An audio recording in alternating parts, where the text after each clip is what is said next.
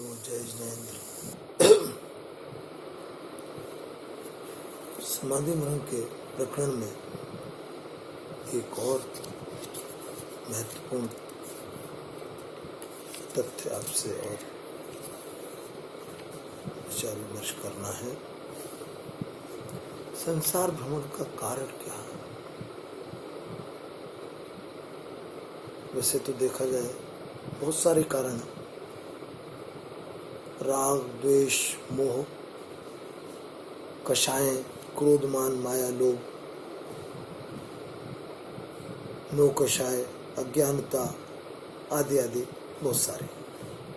लेकिन इन सब में सबसे महत्वपूर्ण कारण जो है वो है मिथ्यात्व। मिथ्यात्व से क्या मतलब? मिथ्यात्व से मतलब सच्चे देव शास्त्र गुरु में पक्का श्रद्धान न होना, श्रद्धान का अभाव। आप कहेंगे हम तो सच्चे देव शास्त्र गुरु को मानते हैं, लेकिन वास्तव में देखा जाए तो क्या आप मानते हैं? गहराई से देखें तो शायद नहीं। और अगर उनको मानते भी हैं, उनकी नहीं मानते। हम छोटे छोटे स्वार्थों के लिए अपने भविष्य की बलि चढ़ा देते हैं। कोई भी हमसे कहता है वहाँ जाओ, उस पेड़ के 4 चक्कर लगाना और आपका ये काम संपन्न हो जाएगा। हम कहते हैं चक्कर लगाने में क्या जाता है, इससे कौन सा धर्म पर प्रभाव पड़ रहा है? लेकिन नहीं, निश्चित तौर पर आप अपनी आस्थाओं को तिलांजलि दे रहे हैं, सम्यक तुम्हें दोष लगा रहे हैं, अपने आप को कुदेव, कुशास्त्र और कुगुरु से और उनके सेवकों से बचाने की जरूरत है। सरागी देव की पूजा नहीं करनी चाहिए।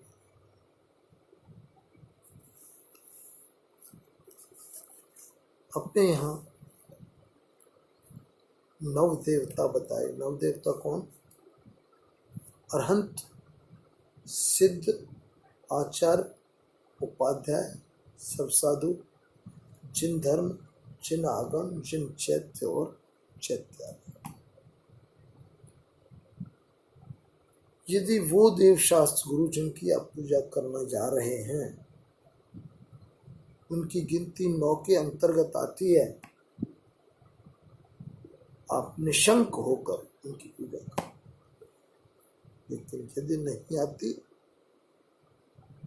तो उनकी पूजा करने से सम्यक में दोष लगेगा, आप मिथ्यात्व कहे जाएंगे और आपकी वो क्रिया संसार भ्रमण का कारण बनेगी निश्चित तौर पर।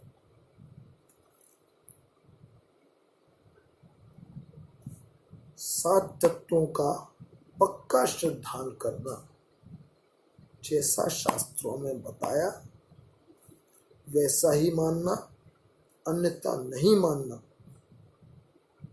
अन्य प्रकार भी नहीं मानना। हमारा अब तक मिथ्यात्व नहीं छूटा, इसलिए हम और आप अभी तक इस संसार में भ्रमण कर रहे हैं। अगर ये मिथ्यात्व छूट जाता तो हमारा संसार भी बहुत जल्द समाप्त हो जाता। इसलिए मिथ्यात्व को छोड़ना बहुत जरूरी है और मिथ्यात्व सहित समाधि मरण करने का कोई अर्थ नहीं है। इसलिए पूरे मनोयोग से दृढ़ निश्चय के साथ मिथ्यात्व का त्याग करें। इसके अलावा समाधि मरण के 5 अतिचार भी त्यागने योग्य हैं, क्योंकि इसके लगने से भी समाधि मरण दूषित हो जाता है।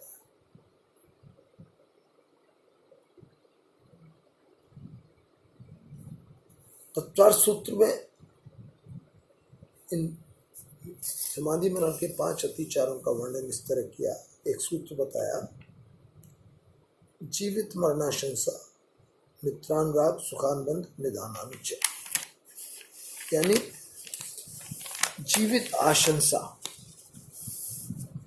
अधिक जीने की चाह, ये भगवान कुछ दिन तो और जी लेता है, उसके बाद मरण हो जाता है। मरणाशंसा, बहुत वेदना हो रही है भगवान, अब बर्दाश्त नहीं होती, जल्दी से मरण हो जाए तो अच्छा, ऐसी चाह नहीं करना। मित्रानुराग, मित्रों का स्मरण करना, भाई बंधु सगे उन सबको बुला लेना, उनकी इच्छा करना, वो आ जाए तो बढ़िया, उनके सामने मैं मरण करूंगा तो अच्छा रहेगा। सुखानुबंध, पहले भोगे हुए सुखों का चिंतन बार बार करना, वो समय बहुत बढ़िया था, वहां मैं रहा, इतना अच्छा मेरा टाइम बीता, बहुत आनंद रहा। क्या करना, जो भोग लिए सो भोग लिए, अब उसका बार बार स्मरण क्या करना, ये भी दोष है, अतिचार। निदान बंद, अब मैं इतने मनोयोग से इतनी तकलीफें उठा के समाधि मरण को कर रहा हूँ, तो भगवान इसके बदले में मुझे तो बस स्वर्ग मिले, ऐसा निदान करना भी समाधि मरण में दोष लगाना है। इन सब का चिंतन नहीं करना। समाधि मरण करना जीवन का एक बहुत ही महत्वपूर्ण फैसला है।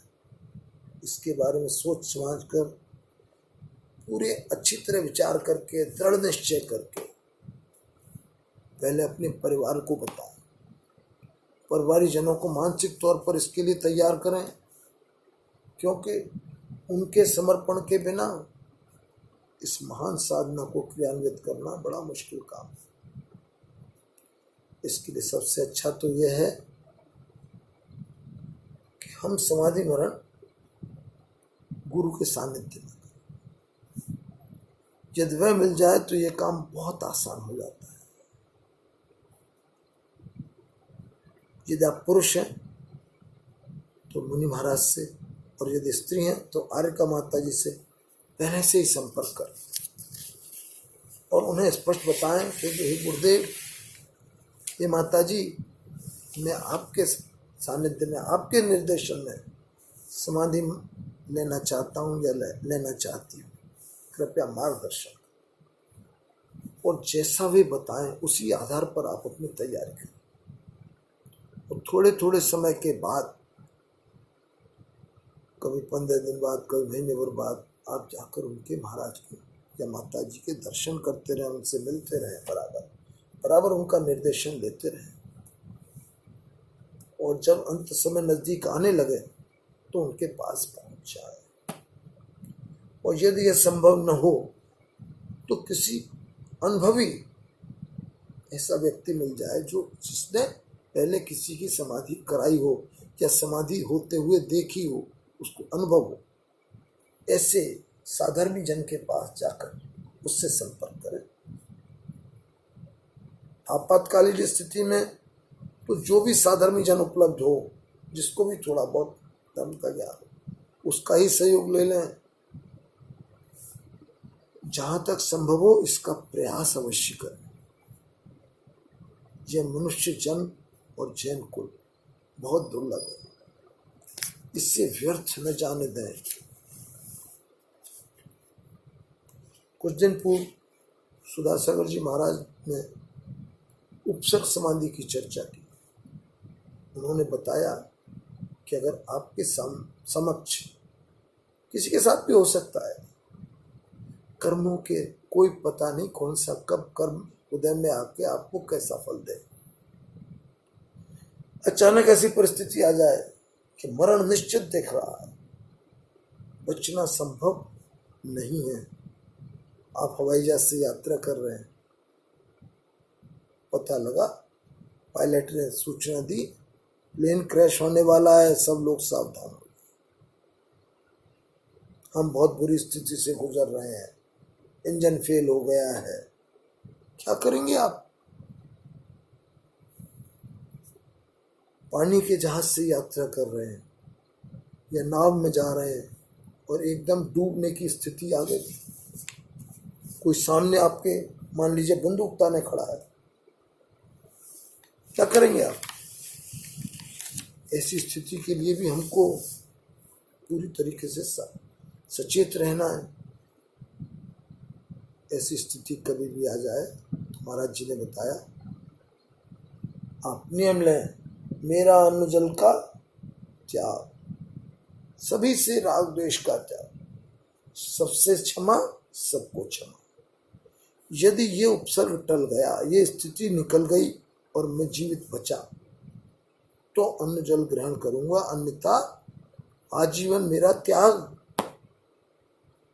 ऐसा निश्चय कर महामंत्र का जाप करें, मुखार बंद का जाप करें, पंच परमेष्टि के गुणों के चिंतन करें, उसमें अपने आप को डुबो दें। अब जैसे आजकल की स्थिति चल रही है, कोरोना का पीरियड चल रहा है,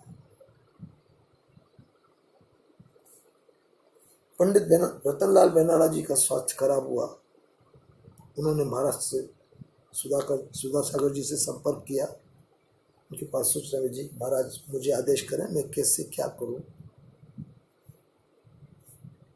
महाराज ने कहा इस स्थिति में आप मेरे पास तो आ नहीं सकते, तो उन्होंने उन्हें पंडित जी को उपसर्ग समाधि के लिए आदेश दिया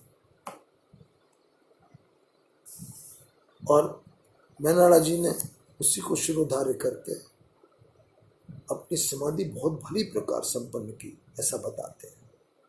महाराज जी ने स्वयं बताया एक बार अपने प्रवचन में इस बारे में। तो ऐसी स्थिति के लिए भी हमको तैयार रहना चाहिए। इससे आगे की चर्चा हम फिर करेंगे। धन्यवाद, जय जैन। मेरा वीडियो पसंद आया हो तो आप इसे सब्सक्राइब, शेयर और लाइक अवश्य करें। जय जिनेंद्र।